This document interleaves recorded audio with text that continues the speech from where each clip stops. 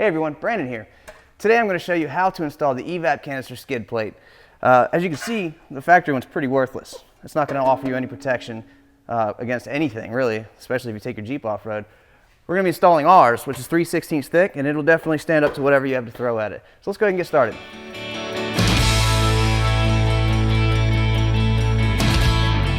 If you have a 2007 to 2011 JK with the 3.8, it's only going to have one hard line here in your Evap canister, whereas the 2012 on ups have the two hard lines. These hard lines can be fun to get off. There's these two clips that go in there and go around. What we've done is we usually take two small screwdrivers, pry them in, and then you have to push on the bottom and it'll come out. It does take a lot of finesse and a lot of patience to get these things out. A lot of times you'll see they will break. Sometimes there's just nothing you can do with it, but they do make a special tool. But because not everybody has a special tool, we usually use, like I said, two small screwdrivers. And so what we've done is take these two small screwdrivers here, because we don't have a fancy dancy tool. You're going to pry these little fingers apart and push down. And while you're doing that, you push in,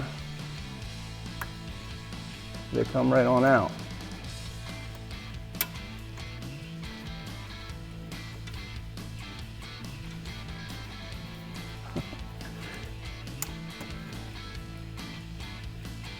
And you just pull the hard line gently away from the Evap canister.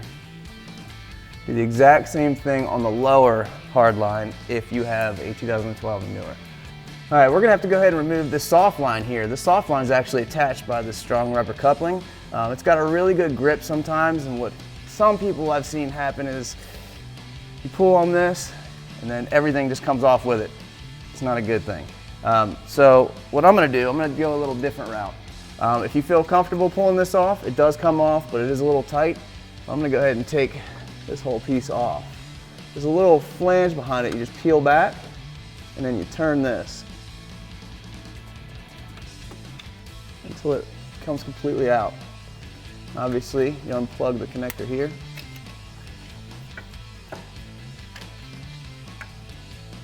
And that's it.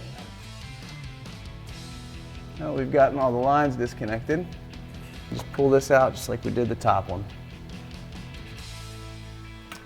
Once everything's loose, let's go ahead and remove the actual Evap canister itself. With all the hard lines and soft lines removed from the back side of the canister, we're going to go ahead and remove these two bolts that hold it on the front side of the cross member here. Using a 16mm socket and an extension, then take these two out.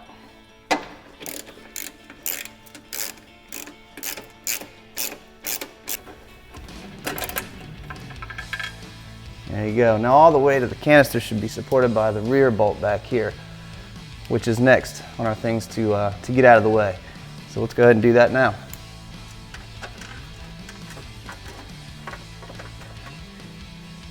All right, and slowly drop your Evap canister down.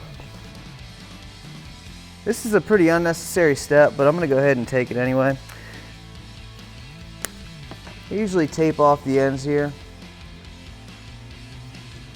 so no dirt or dust or debris or anything gets in while we're installing the new skid here.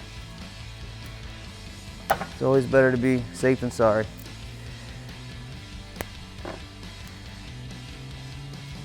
Once you've got everything all taped up here, there's one bolt that holds the canister into the factory skid. We are going to take that out right now. So what you're going to do is get a back wrench here, which is a 13mm, and take a 13mm socket. Make sure you hold it so it doesn't fall when you get the bolt out. Just go ahead and remove the bolt from the skid.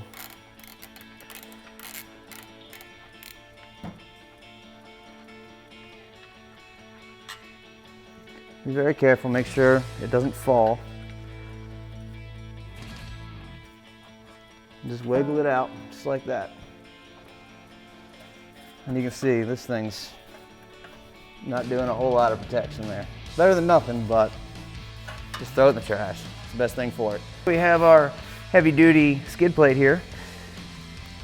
We're gonna go ahead and put the factory evap canister in the skid plate. You're going to center it up. Using the supplied 5/16 hardware, install the bolt through the skid here and into the bracket.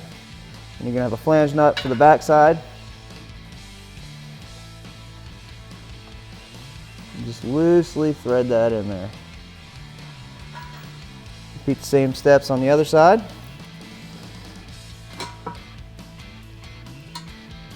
The reason we're going to loosely install this bolt is because you want your mount to have a little bit of room for movement, and that's so you can push down on this mount, sandwiching it in between the skid and the mount. Now, using a 1/2 inch wrench or socket or your tool of choice, tighten it up.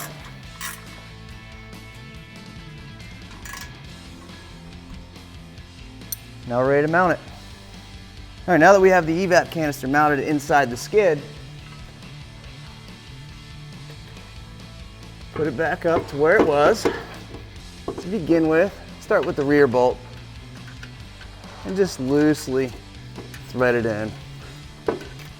That way you can take some of the weight off of your shoulders there. Move your way onto the front 2 bolts and do the exact same thing. Using the factory hardware, mount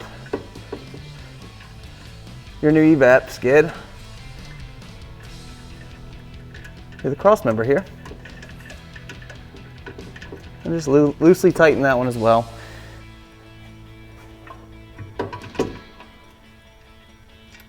You can see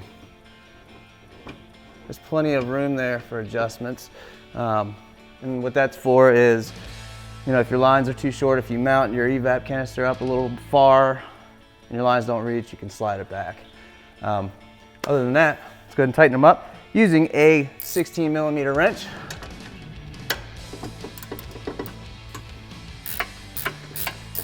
All right, so go tighten the backside up now.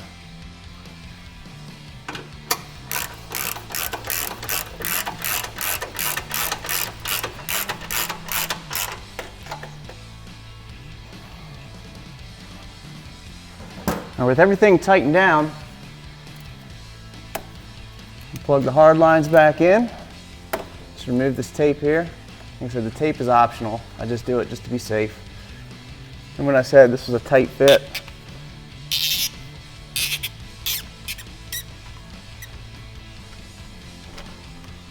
yep, it's a tight fit.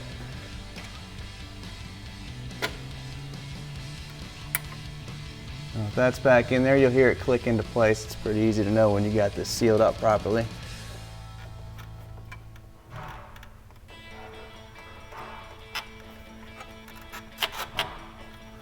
Yeah, that's not going anywhere now. Plug your Molex plug back in here until it clicks. And last but not least, the hard lines. Trust me, they're a whole lot easier to put on than they were to take off.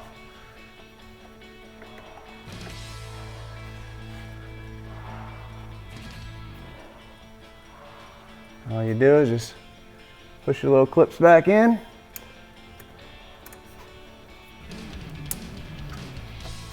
Just like that.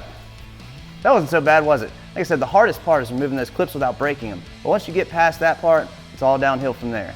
But if you do have any questions, you can always get a hold of us at info@JcrOffroad.com, tech@JcrOffroad.com, or you can always just give us a call, 269-353-1184. Thanks.